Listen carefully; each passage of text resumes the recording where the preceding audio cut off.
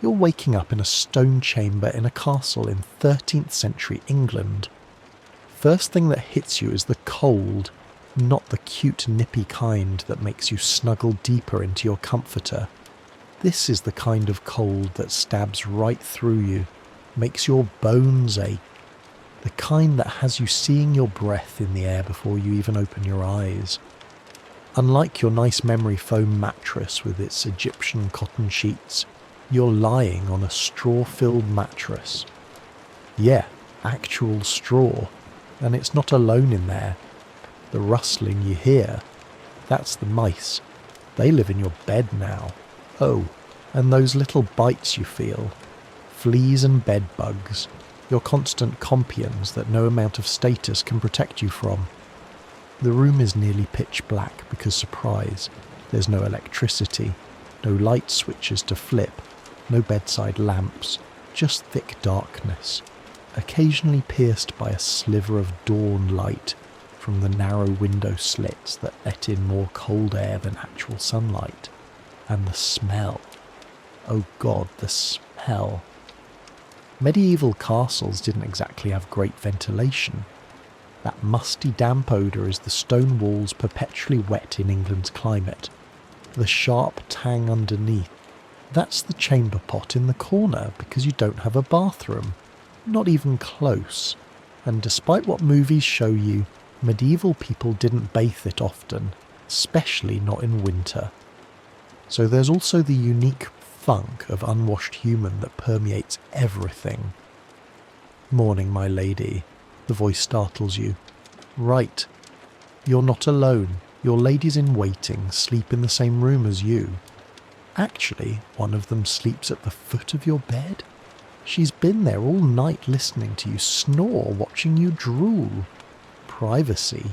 Not a thing for medieval princesses. The woman who spoke, Alice is her name, is already up and moving around. She's stoking the fire that went out during the night, trying to bring some warmth back into the room.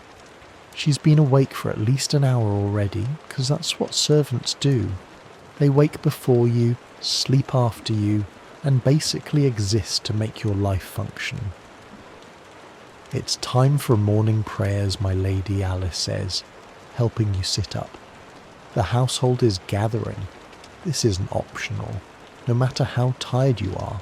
No matter if you're sick, no matter what. Morning prayers happen every single day, and as the princess you need to be there. God comes first, always. That's non-negotiable in medieval life. Alice helps you out of bed. The stone floor is like ice under your bare feet. In fact, the whole ritual of getting dressed is nothing like slipping into some comfy sweats and a t-shirt. Medieval royal clothing was designed to display wealth and status, not for comfort. First comes the linen shift, the only piece of clothing that gets washed with any regularity. Then the kirt, a long-sleeved dress that laces up the sides or back. Next, a kur, an overdress with sometimes ridiculous sleeves that make it impossible to do anything practical without help. Your feet get stuffed into leather slippers that offer zero support and even less warmth. Arms up, Alice instructs as she and another lady wrestle you into your clothing. This isn't your everyday outfit either. This is just for morning prayers. You'll change again after you eat, maybe again before midday meal, and definitely before supper if there are guests. Your hair gets quick brushing, not a thorough one because that takes too long, and prayers wait for no one. Alice quickly braids it and tucks it up under a linen veil. No, not the tall pointy hat from Fairytales. Those came later and were worn only in specific regions and times. You're wearing something more like a nun's wimple, a cloth that covers your hair, neck and frames your face. Because a woman's hair is considered too tempting, too sensual to be seen, it must be covered in public. Hurry now, Alice urges, fastening a cloak around your shoulders. Your father will be displeased if we're late, and that's something you absolutely want to avoid because your father isn't just your dad. He's the king, or a powerful duke or earl. Either way, he controls literally everything about your life. Where you go, what you eat, what you wear, who you talk to, and most importantly, who you'll marry. Displeasing him isn't just about getting grounded. It could mean being sent away to a convent or worse, married off to someone truly awful as punishment. So you hurry, following Alice through the winding stone corridors of the castle. They're barely warmer than your room, and just as dark.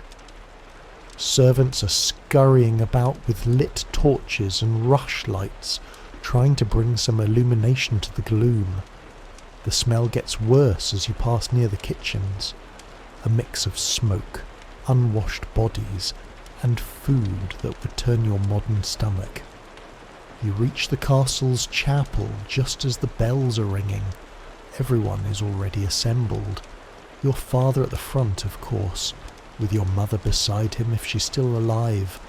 Childbirth kills a lot of medieval women. Your brothers, if you have any, are near your father. You and any sisters you have stand behind the men because that's your place. Always behind the men.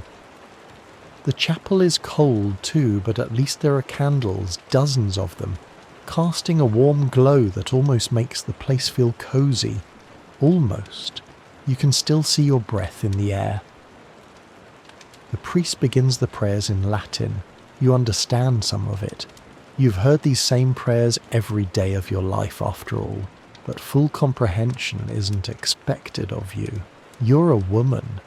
Your job is to look pious, follow along with the responses and set a good example for the household. Our Father, who art in heaven, the familiar words roll out in the priest's monotone. These prayers will go on for at least an hour, standing on the cold stone floor in your thin slippers. Your stomach is growling because you haven't eaten yet, but that doesn't matter. God first, always. I know what you're thinking. This sucks, right? Where's the glamour? Where are the handsome knights and the fancy tournaments? Well, that stuff exists, but it's not the day-to-day reality. The day-to-day is cold, boring, uncomfortable, and rigidly structured. Morning prayers finally end, and you're allowed to go to the hall for breakfast. But don't get excited. Medieval breakfast isn't pancakes and bacon. It's probably bread, dense, coarse bread. Nothing like our fluffy modern loaves with maybe some ale. Yes, even in the morning. Or watered wine if you're lucky. Maybe some cheese if it's available. Maybe an egg if the chickens are laying well, that's it. And you don't eat alone. The hall is full of people. Soldiers, servants, clerks, visitors. Everyone eats together with your family at the high table at the front of the room, elevated above everyone else. Privacy's still not a thing, my lady. Your father wishes to speak with you after the meal, Alice whispers as she refills your cup with watered wine. Your stomach clenches, and not from hunger. When your father wants to speak with you, it's rarely good news. It usually means there's been a development in your marriage negotiations because that's what you are to your family. A valuable political asset, a tool to forge alliances, secure peace treaties, or gain lands through marriage. Your personal feelings on the matter completely irrelevant. Do you know what it's about? You whisper back, even though ladies aren't supposed to gossip at the table. Alice shakes her head. No, my lady, but there was a messenger from France last night. France. That could mean anything. An alliance with France would be prestigious, but it would mean leaving England and leaving everything and everyone you know to go live in a foreign court where you don't speak the language, don't know the customs, and will be viewed with suspicion as a foreigner. The food in your mouth suddenly tastes like ashes. You're 13 years old, just 13. In your time, you'd be in middle school, worried about homework and friends, and maybe your first crush. Here, you're already of marriageable age. Girls can be betrothed as infants, married at 12, the minimum age set by the church, and expected to start bearing children as soon as possible after that. Speaking of bearing children, that's your main purpose as a princess. Your education, limited as it is compared to your brothers, has been geared toward making you a good wife and mother. You've been taught to manage a household, basic medicinal skills, needlework, maybe some music, if your family values those accomplishments, reading, possibly, though not all noblewomen were literate. Writing less commonly, languages, if you're expected to make a foreign match. You've also been taught since you were old enough to understand that your body doesn't belong to you. It belongs to your family until marriage, then to your husband after. Its purpose is to produce heirs, preferably male ones, and childbirth in the medieval period. It's basically a death sentence for many women. No modern medicine, no understanding of germs or infection, no pain relief beyond herbs and prayer. Women died in childbirth all the time from bleeding, infection, exhaustion. Even queens and princesses with the best care available died regularly this way. And if you survived one birth, you were expected to go through it again and again, as many times as it took to produce enough sons to secure the lineage. The meal ends, and your father motions for you to follow him to his private chamber. This is it. Whatever news came from France, you're about to hear it. And whatever it is, you have no say in the matter. Your life is not your own. As you walk behind your father through the corridors, you pass a window that looks out over the castle grounds. For just a moment you catch a glimpse of two young squires practicing swordplay in the yard below.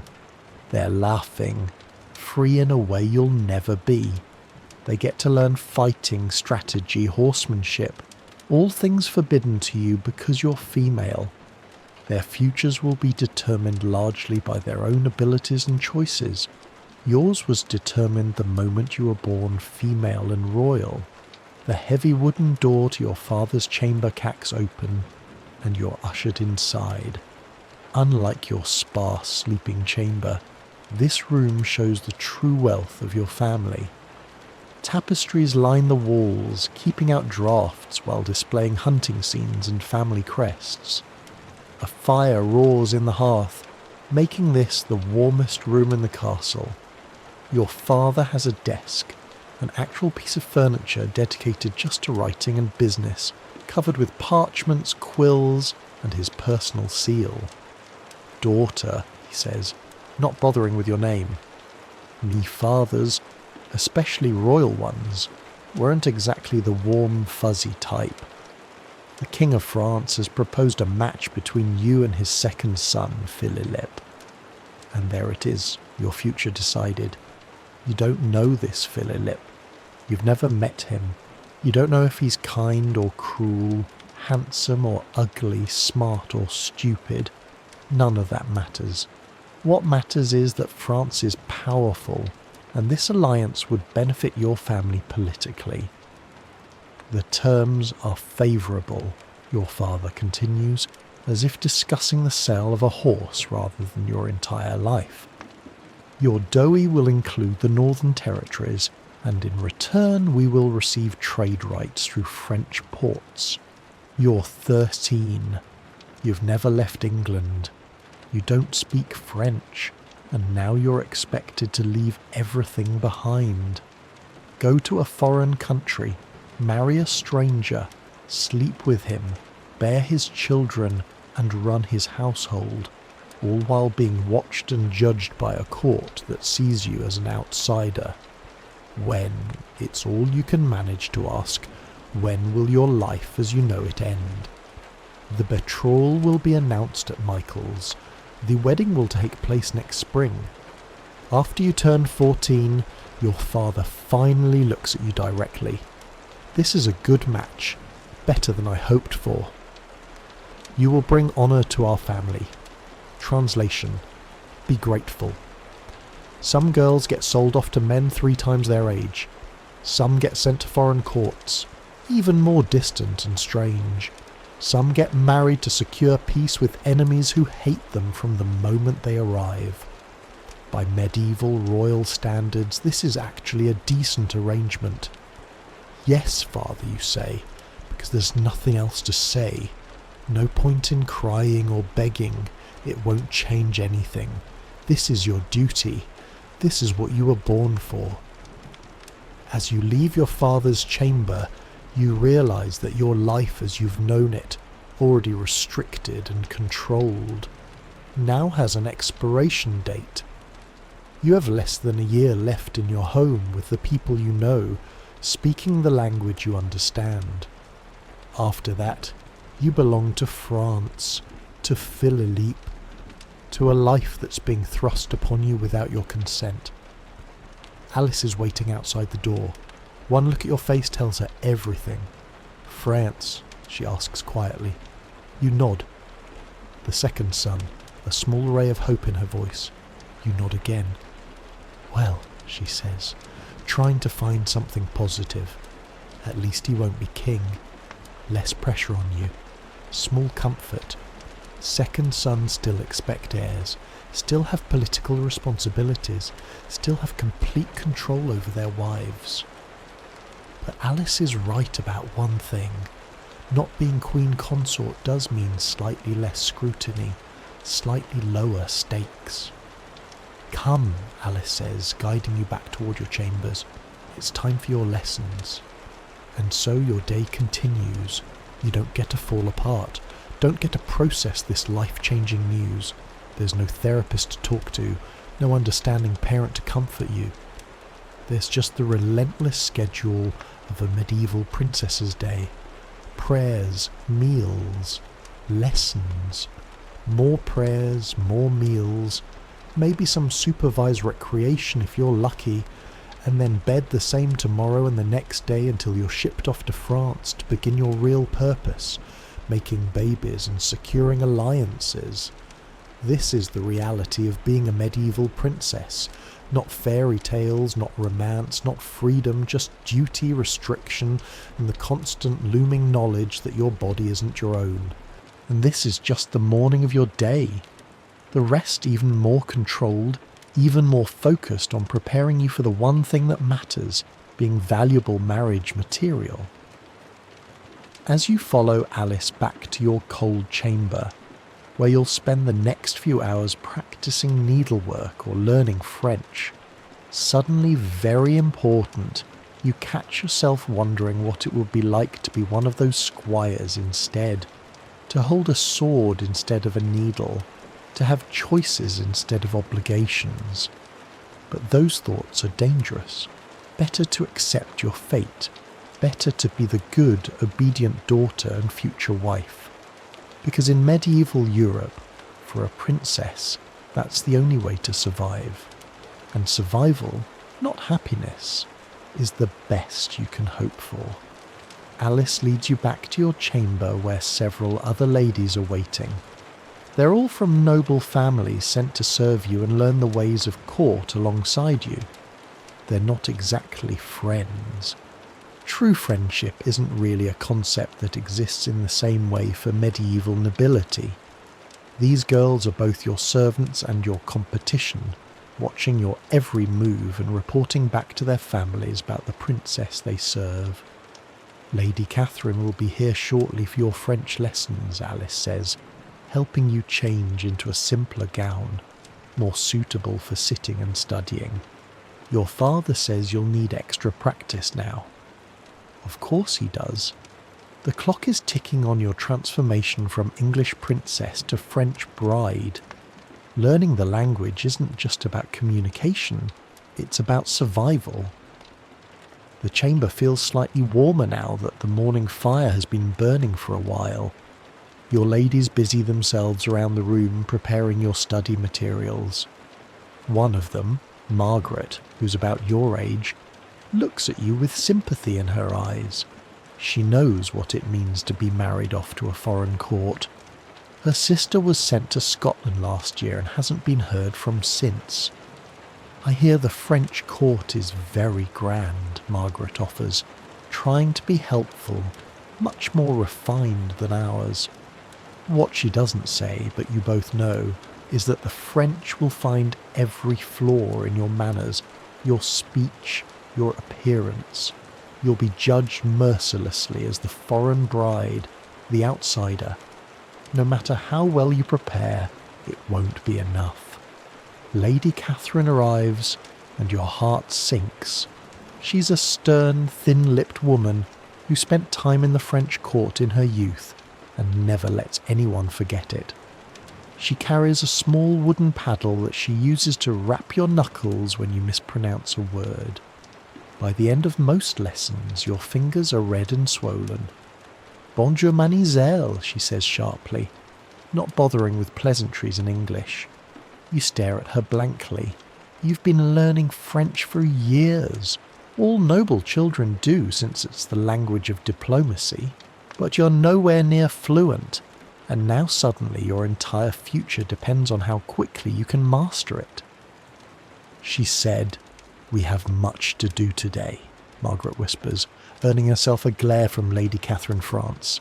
Lady Catherine snaps, pointing at you. You try. God. You try. Whack the paddle comes down on your knuckles. Pain shoots up your arm, but you don't cry out. Princesses don't show pain again. Lady Catherine demands La Princess Dungle, and so it goes for 2 excruciating hours. Your tongue twists around, and unfamiliar sounds. Your throat tightens with the effort of producing nasal vowels that don't exist in English. Your knuckles throb. By the end you can barely make a fist. What they don't tell you in fairy tales is that medieval education, especially for girls, was often brutal. There is no concept of positive reinforcement, no gold stars for effort. There was only success or failure, and failure meant punishment. Better, Lady Catherine finally says, though her face shows no satisfaction. Tomorrow we will work on court etiquette. The French have different customs. You must not embarrass your family. As if you needed the reminder, as if the weight of your entire kingdom's diplomatic relations doesn't already rest on your adolescent shoulders. Lady Catherine leaves and you flex your fingers, wincing. One of your ladies rushes forward with a small pot of salve made from herbs grown in the castle garden. This too is part of your education, learning which plants heal, which soothe, which poison.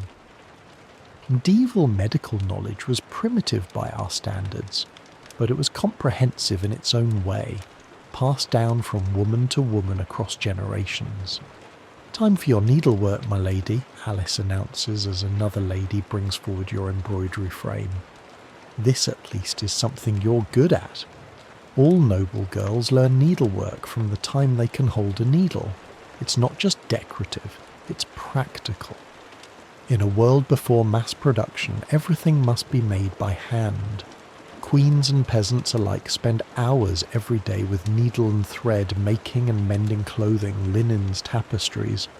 Your current project is a complex religious scene showing the Annunciation, the angel Gabriel telling Mary she'll bear the Son of God.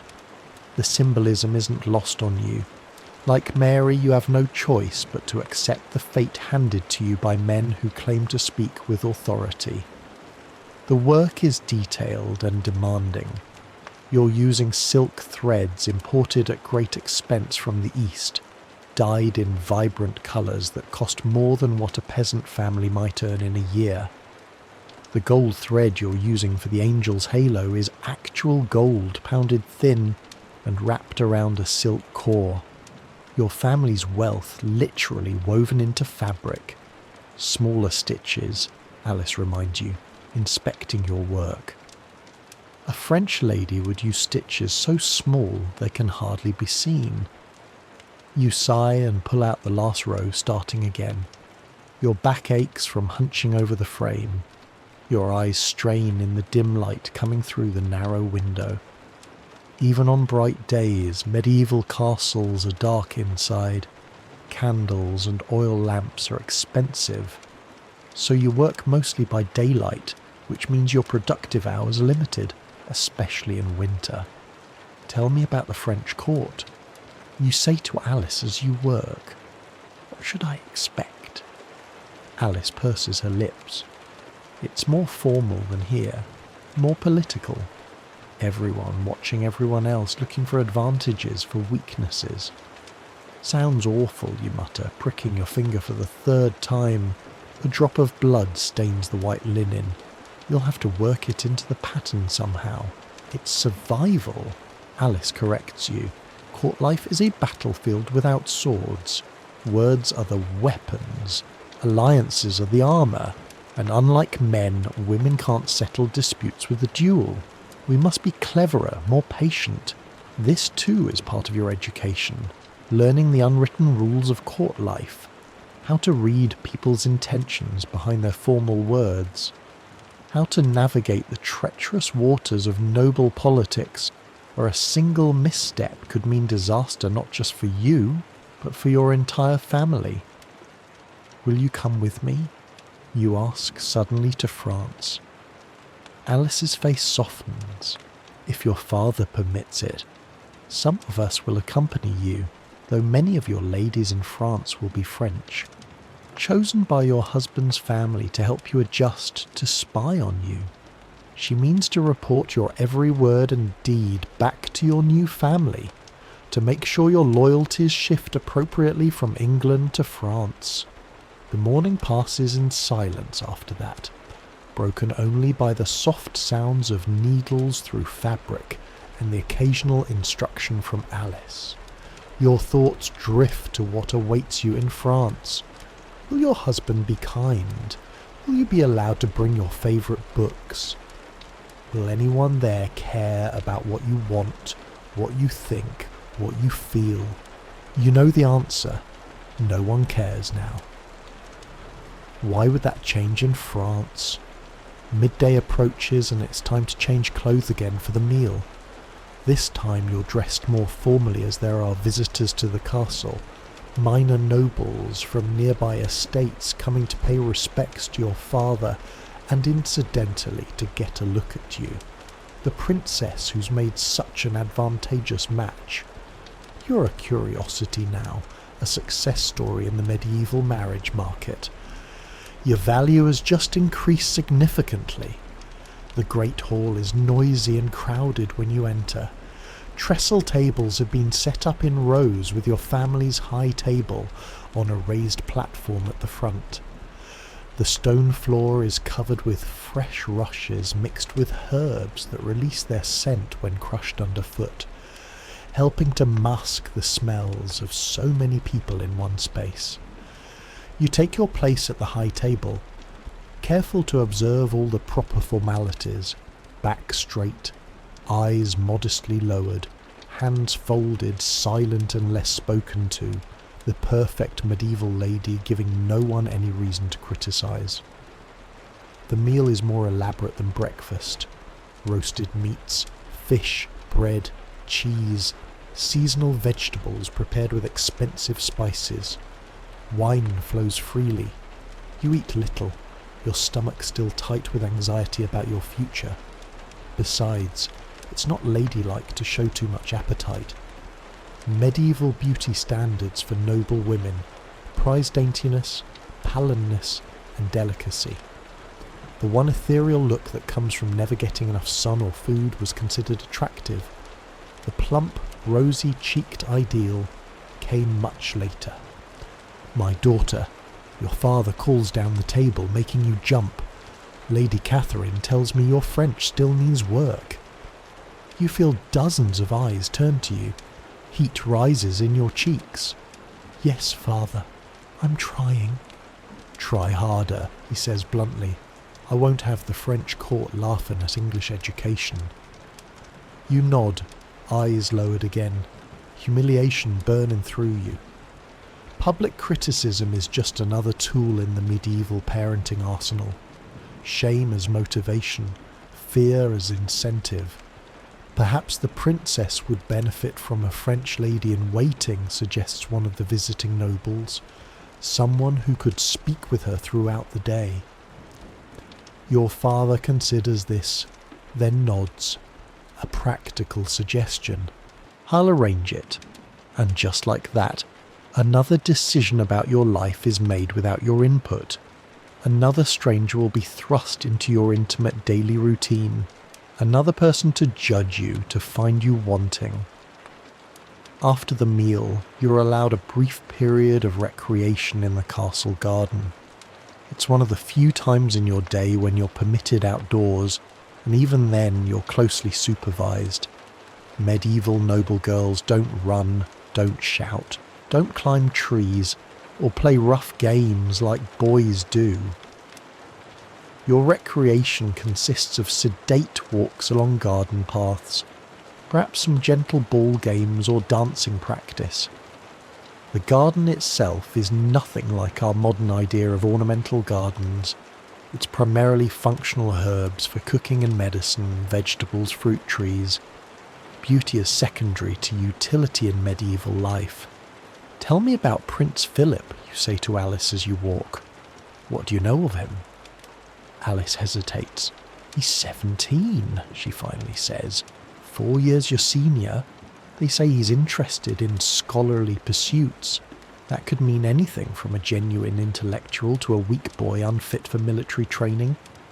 In a world where physical prowess is prized above all for men, being scholarly isn't necessarily a compliment. They say he's kind to his servants, Alice adds, as if sensing your disappointment. That's rare enough to be remarked upon. It's something, at least. Kindness isn't a quality much valued in medieval nobility, especially in men. Power, strength, cunning, these are the traits that matter. If Philip is known for kindness, perhaps your life with him won't be completely miserable. Will I at least get to meet him before the wedding, you ask? Alice shakes her head. Unlikely. The marriage negotiations will be conducted by proxies. You'll probably meet him for the first time at the ceremony. Medieval royal marriages weren't about compatibility or love.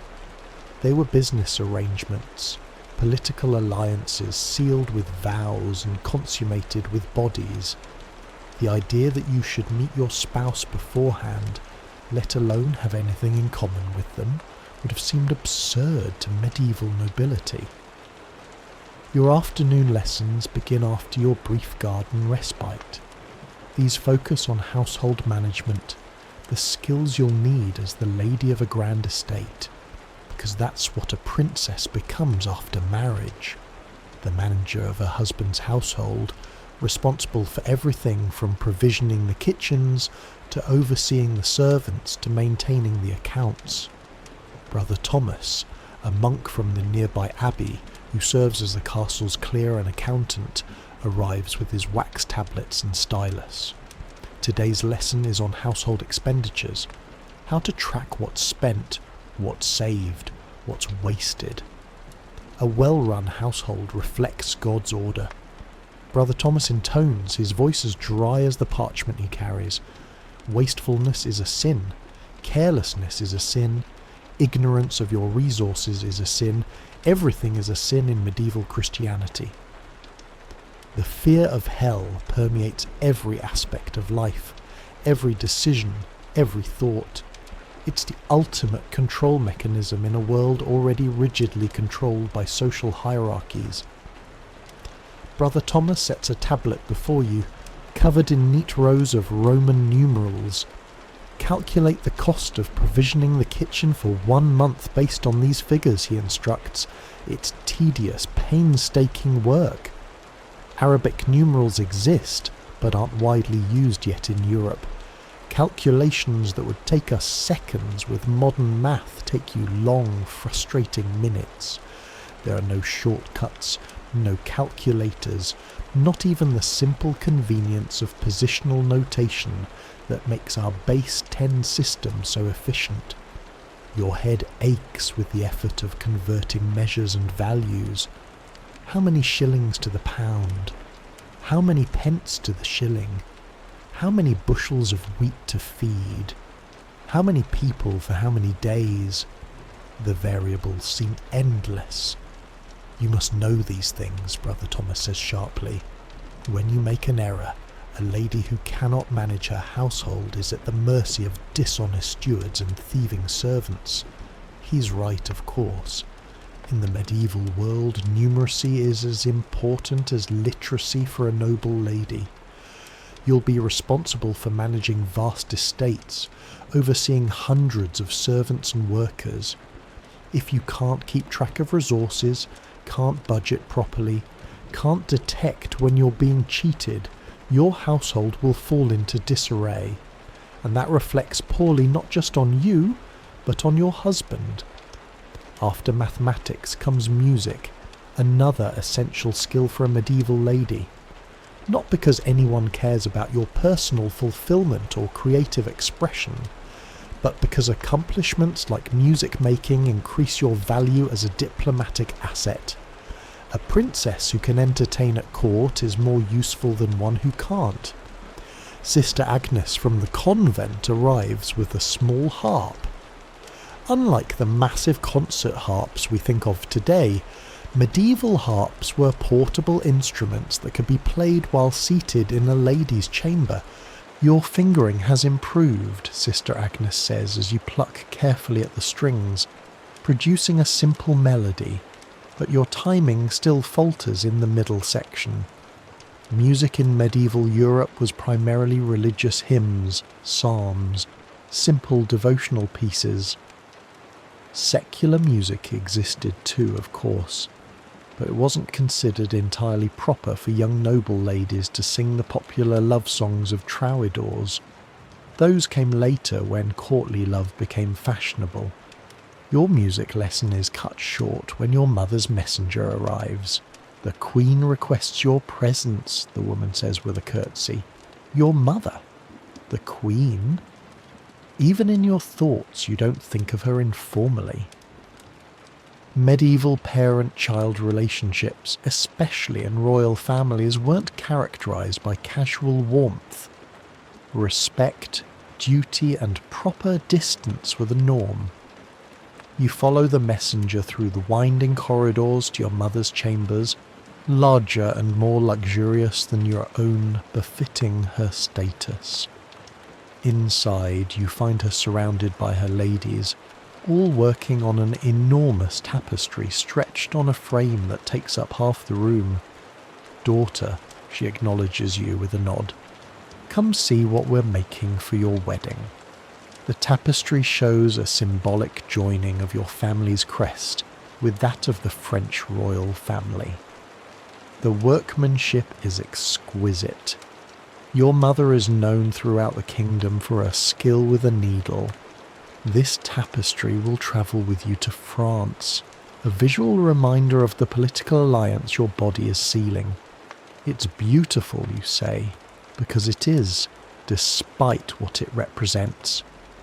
Sit, your mother commands, indicating a stool near her. Work on this section.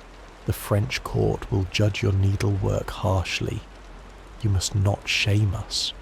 You take your place and begin stitching, adding tiny precise stitches to the border pattern. Your mother watches critically, occasionally correcting your technique. This too is education, learning from the woman who's lived the life you're about to begin, a life of duty, obligation, and carefully concealed emotion. I've heard about the French match, your mother says after a while, her voice low enough that only you can hear. It's better than I hoped for. Prince Philip has a reputation for gentleness coming from your mother. This is practically gushing approval. You glance at her, surprised by this almost expression of concern for your welfare. Will it hurt? You ask, your voice barely audible. You both know what you're asking about. The wedding night. The consummation that will make the political alliance real and binding. Your mother's face remains impassive, her eyes on her needlework. Yes, she says simply, but it passes and then it becomes tolerable in time. Tolerable. Not pleasurable, not joyful, just tolerable. That's the best a medieval queen can offer her daughter by way of marital advice. Remember your duty, she continues, still not looking at you. Provide heirs, manage his household, bring honour to both families.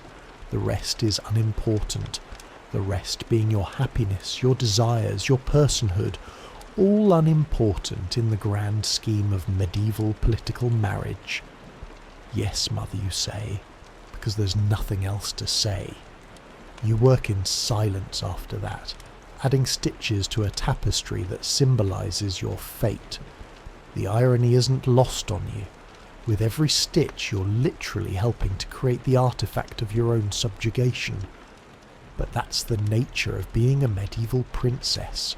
You're both the commodity being traded and the craftsperson preparing yourself for market. As the afternoon wears on, you're summoned for yet another lesson. This one in religious instruction with Father Ambrose, the castle's chaplain. Religion wasn't just a Sunday activity in medieval Europe. It was woven into every moment of every day, especially for women who were considered morally weaker than men, and thus in need of constant spiritual guidance. Father Ambrose is ancient, with rheumy eyes and gnarled hands that tremble slightly as he opens his prayer book. He's been instructing you since you were a small child, teaching you the catechism, the lives of the saints, the proper prayers for every occasion. Today we will discuss the duties of a wife, he announces, making your heart sink. Even the church is preparing you for your new role. A wife must be obedient in all things, Father Ambrose begins, his voice ready but firm. As the church submits to Christ, so must you submit to your husband. You've heard this countless times before. The Bible interpreted through the lens of medieval Christianity is very clear on a woman's place: subordinate, silent, submissive. A wife must be fruitful, he continues.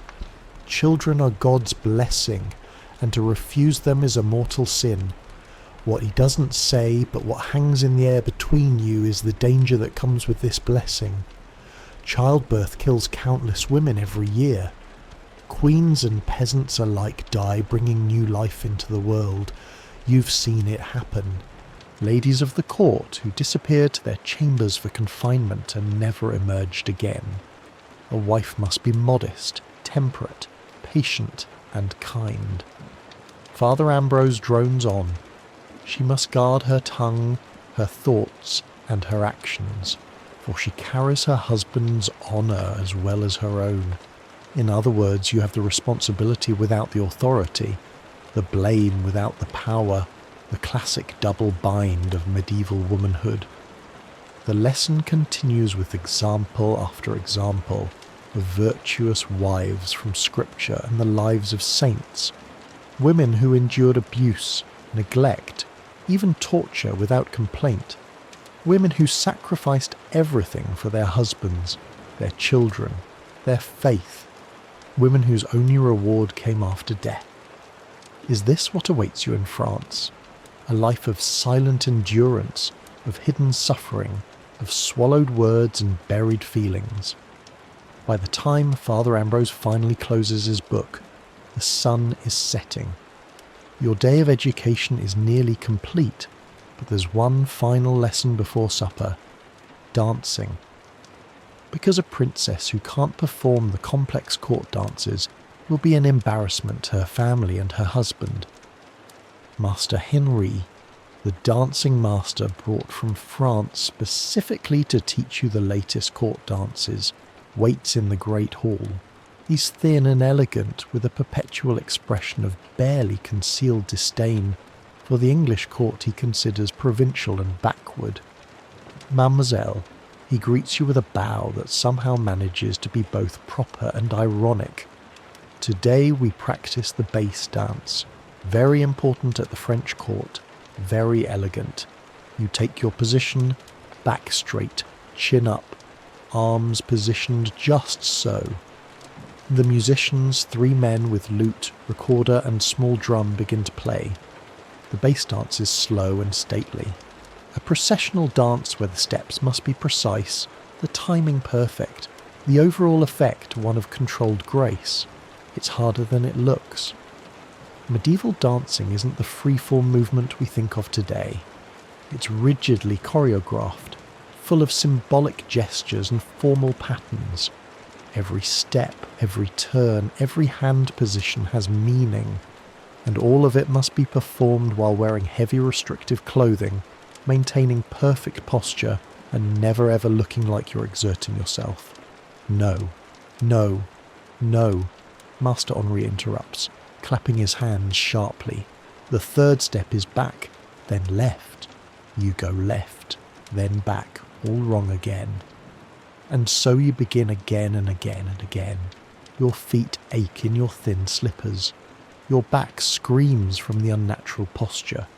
Sweat trickles down your spine, making your gown stick uncomfortably to your skin. But you don't complain. You don't ask for a rest. You don't show any sign of fatigue or frustration because princesses don't do that. They endure. They persist. They perfect themselves for the roles they're required to play. After what feels like hours, Master Ree finally pronounces your performance acceptable barely and dismisses you to prepare for the evening meal. You return to your chamber where your ladies help you change again into your formal evening attire. As Alice brushes your hair, now allowed to be worn loose for the evening since you're still unmarried, you catch a glimpse of yourself in the polished metal mirror on your dressing table, not glass.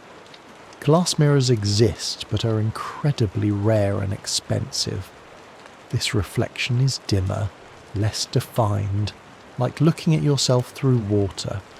The face that looks back at you is young, so young, with traces of childhood still visible in the roundness of your cheeks. But your eyes look older, tired, resigned. This has been just one day in your education as a medieval princess. One day of countless identical days, all designed to shape you into something useful to your family and your future husband. Not to prepare you for a fulfilling life of your own choosing. That concept doesn't exist, but to make you a valuable asset in the medieval political landscape. Tomorrow there will be more French lessons, more religious instruction, more household management training. The day after the same, and the day after that, until spring comes and you're shipped off to France like a well-trained horse being delivered to its new owner. You turn away from the mirror as Alice fastens a gold circlet around your head, the visible symbol of your rank, the gilded cage of your privilege. "It's time for supper, my lady," she says softly. "Your father will be waiting." You nod and rise, arranging your features into the serene mask expected of a princess. Whatever you're feeling, fear, resentment, grief for the life you'll never have must remain hidden. That perhaps is the most important lesson of your education. True feelings are a luxury medieval princesses cannot afford. You walk to the great hall for supper, flanked by your ladies. The corridors are busier now than earlier in the day. Servants hurrying to and fro with platters and pitchers, guards changing shifts, visitors preparing to dine with your family.